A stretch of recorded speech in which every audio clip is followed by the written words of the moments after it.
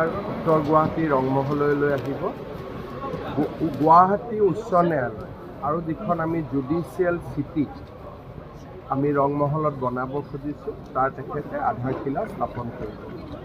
ইয়াতে Guwahati high court, district court আৰু auditorium, বাৰ library সহ এটা অতি উন্নত মানদণ্ডৰ জুডিচিয়েল চিটি এখন ইয়াতে নিৰ্মাণ কৰি ওলোৱা হ'ব। প্ৰথম পৰ্যায়ত প্ৰায় 500 কোটি টকা খৰচ হ'ব। দ্বিতীয় আৰু তৃতীয় পৰ্যায় মিলি প্ৰায় 1200 কোটি টকা খৰচ হ'ব। আৰু ইয়াৰ বাবে সুকীয়া ৰাস্তা এটাও বনোৱা হৈছে। ব্ৰহ্মপুত্ৰৰ নতুন ব্ৰিজৰ পৰা হাইকোৰ্ট কেম্পাছলৈকে পুৰণা ৰংমহলৰ ৰাস্তাটো থাকিবই। নাৰেংগী কুৰুৱাৰ দলং, গুৱাহাটী উত্তৰ গুৱাহাটী দলং এসময়ত গুৱাহাটীৰ এইটোৱে কেন্দ্ৰীয় স্থান হৈ পৰিব। আৰু মই ভাবোঁ যে ইয়াত উচ্চ ন্যায়ালয় হ'লে সকলো মানুহ উপকৃত। আচ্ছা, আপোনাৰ যি দূৰদৰ্শিতা, সেই দূৰদৰ্শিতাৰ কাৰণে আচলতে এইটো সম্ভৱ হৈছে।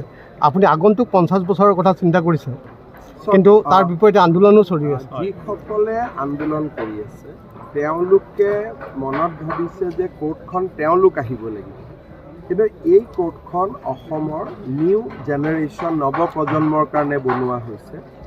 10 বছৰ পিছত আজিৰ গুৱাহাটী নাথাকে। নাৰেংগী কুৰুৱা ব্ৰিজ, গুৱাহাটী উত্তৰ গুৱাহাটীৰ ব্ৰিজ, পলাশবাৰী শুৱালকুছি ব্ৰিজ, এই গোটেইবোৰ হোৱাৰ লগে লগে গুৱাহাটীখন স্বাভাৱিকভাৱে ইয়াৰ গতি পৰিৱৰ্তন হ'ব। আৰু ইতিমধ্যে আমি দেখাও পাইছোঁ ইয়াত IIT হৈছে, মানুহ খুব আনন্দিত, ইয়াৰ পৰা যাব নোখোজে। ইয়াতে ল ইউনিভাৰ্চিটি হৈছে, ইয়াতে বিভিন্ন অনুষ্ঠান হৈছে, আৰু যোনে ইয়াত আহিছে তেওঁলোক সন্তুষ্ট, কাৰণ গুৱাহাটী ট্ৰেফিক আদি জামৰ পৰাও তেওঁলোক বহু পৰিমাণে মুক্ত।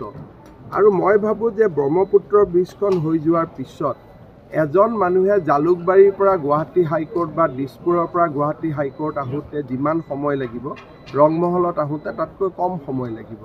গতিকে মই ভাবোঁ 4-5 বছৰত যেতিয়ালৈকে গোটেই বিল্ডিংটো সাজু হৈ উঠিব, যিসকলে আজিৰ বিৰোধিতাও কৰিছে তেওঁলোকেও ইয়াক সমৰ্থন কৰিব।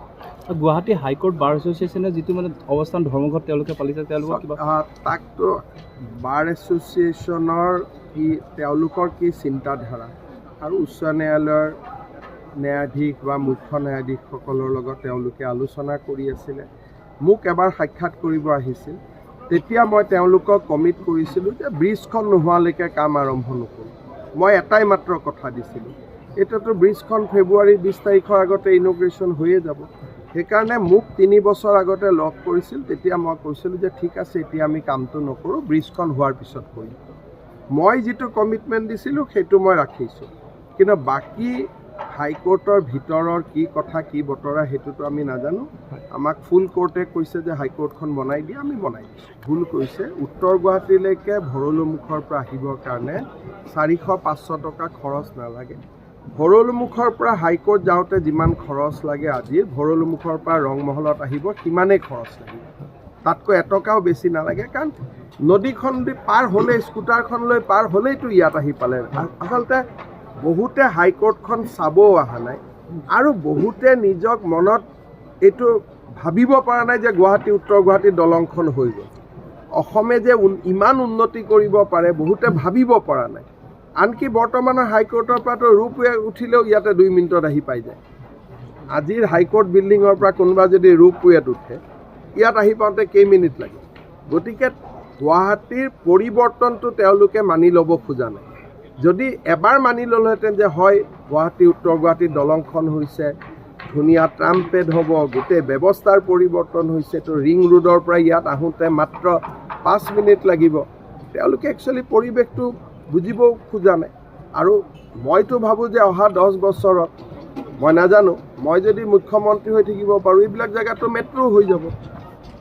গতিকে ৰিং ৰোডৰ ওপৰেদি মেট্ৰ'টো দৌৰা আৰম্ভ কৰিব। সেইকাৰণে মই ভৱিষ্যতটো আশাৰে দেখোঁ, আৰু কিছুমানে ভৱিষ্যতটো নিৰাশাৰে দেখে। পাৰ্থক্য ইমানেই।